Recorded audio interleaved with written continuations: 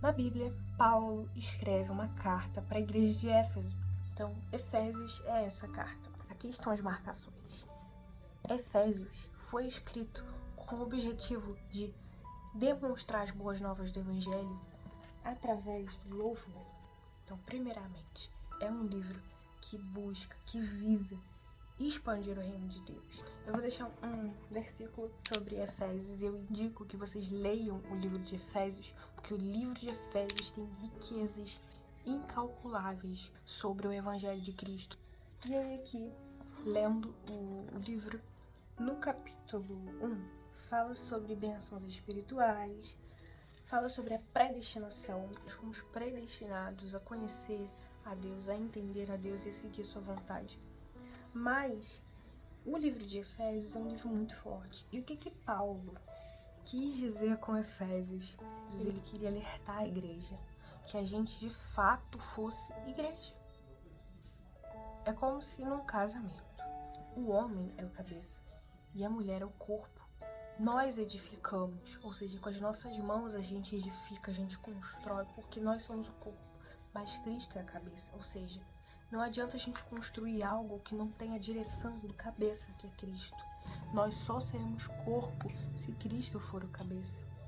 Não existe uma igreja que quer tomar as decisões por si só, sem a ação do Espírito Santo, sem a ação do cabeça. Não existe isso.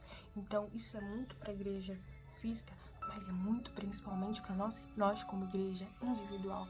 Não há como nós sermos igreja individual, igreja fiel, igreja santa, pura e imaculada, se Cristo não for o cabeça. Quantas vezes a gente não entende isso, quantas vezes a gente quer tomar as nossas próprias decisões sem consultar o cabeça. E é aí que começam as lutas, e é aí que começam as nossas guerras, porque nós não ouvimos a voz e a direção do cabeça, que é Jesus. Quantas pessoas se perdem até na forma de evangelizar, porque não seguem aquilo que Deus fala para seguir. Não segue as estratégias do cabeça, que é Cristo. Então que a gente sempre venha ter isso em mente. Eu preciso fazer a vontade de Deus, mas quem me dá as estratégias é Deus.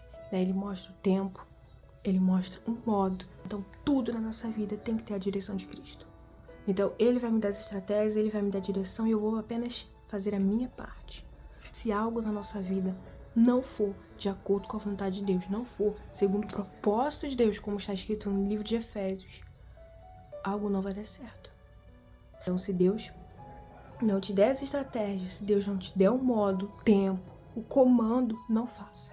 Nós somos aquelas que fazemos, mas Cristo é aquele que dá a direção, aquele que dá as estratégias. Então não adianta nós queremos criar as estratégias, não adianta nós queremos criar as direções, porque se Cristo não for o cabeça, nós não seremos corpo.